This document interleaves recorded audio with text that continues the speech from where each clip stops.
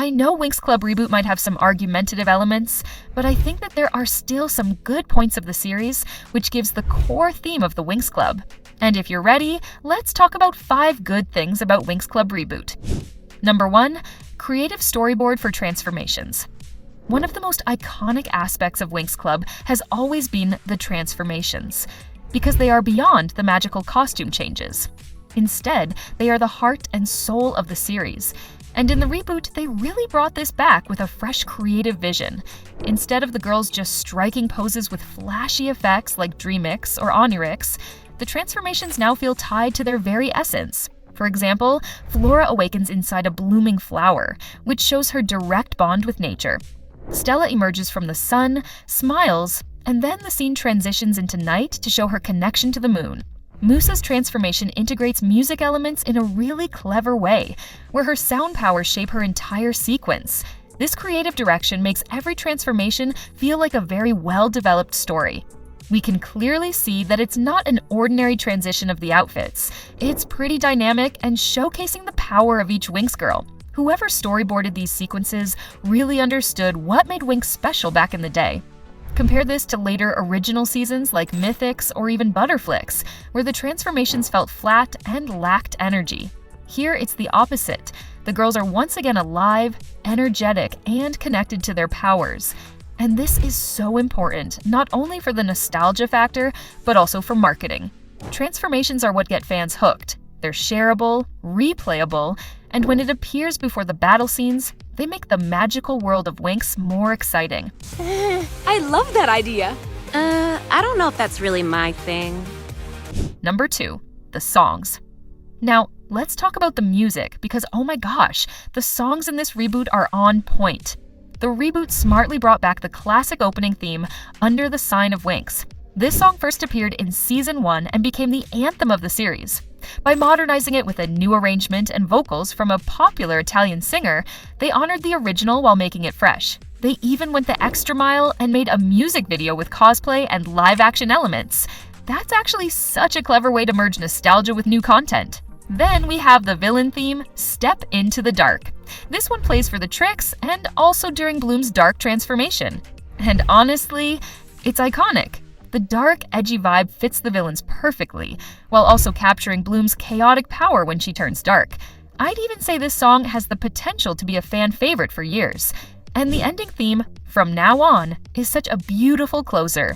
The lyrics, I'll be bigger, I'll be braver than the old me, perfectly matches the spirit of Bloom's character development through the seasons, which includes growth, change, and self-discovery. Also, the visuals in the credits pair with it so well too. Now, I'll admit the transformation song itself threw me off at first. It felt empty and more like background music than a centerpiece. But after hearing the chorus a few times, it actually clicked. Because when it appears after a transformation sequence, the rhythm fits the movement, and now I see why the production thought it would be a good choice. Let's not forget that great music is definitely not a bonus in a show like this. From my perspective, it's essential, because it sets the tone, makes moments unforgettable, and of course, becomes part of fan culture. Without good songs like Magic Winx or Enchantix, Winx Club wouldn't be Winx Club. And that's why I'm not allowed in the school library anymore. Number 3, everything about the Trix. If there's one thing the reboot got 100% right, it's the Trix. Icy, Darcy, and Stormy are once again true villains. They're not silly side characters, they're powerful, manipulative, and threatening. Their dialogue, their laughter, even their plans feel like classic Season 1 energy, evil with style. I especially love how their schemes almost pushed Bloom out of Althea, showing just how much influence they can have. They also have a stronger sense of identity here. Each one is sharp in their powers and personality, and their presence elevates every scene. The decision to give them a unique symbol, much like Valter, was also brilliant. It makes them more than just villains of the week. Sure, maybe Darcy and Stormy's daily outfits could have been a bit more creative, but aside from that, this is the Trix at their best. They're intimidating, they're clever, and they remind us why villains matter so much in magical girl stories. Because without great villains, the hero's journey never feels complete. There's just one thing that I wonder about Icy, and it's that if the reboot version will cover her background story as we saw in Season 8. In the reboot, we can see that she doesn't identify other members of the Trix as sisters. Maybe that's because she is thinking about Sister, which we saw in Season 8. I'm Icy. I do hope you'll be more obedient, Icy. Number 4. Fairy power transfer rules. This next point might sound small, but it's actually huge for the magical dimension. In the reboot, fairy powers cannot be stolen unless the fairy willingly gives them up. This changes everything. In the original series, Bloom was constantly in danger of losing her dragon flame because she was inexperienced.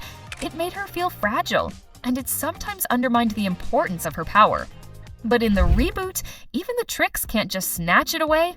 It's tied to her identity, and only Bloom can decide to release it. This makes fairy powers feel more personal and sacred.